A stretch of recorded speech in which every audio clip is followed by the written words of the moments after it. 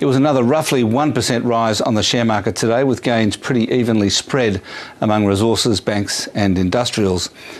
It was mainly due to some strong buying on European markets overnight, although there wasn't anything in particular to spark that. In fact, there's nothing but confusion about Greece at the moment. And there was a reasonable session on Wall Street because Alcoa's profit was pretty good. And there was also some solid gains among commodities, especially the metals, led by copper, up more than 3%. But there was very little action on Asian markets today. There were just small rises and falls.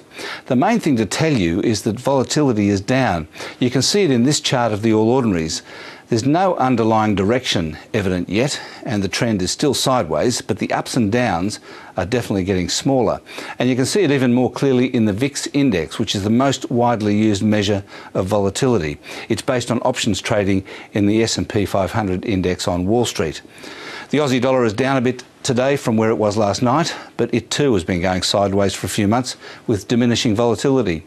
Today's economic news was job vacancies data from the ABS down to the lowest level in 18 months, which is not great.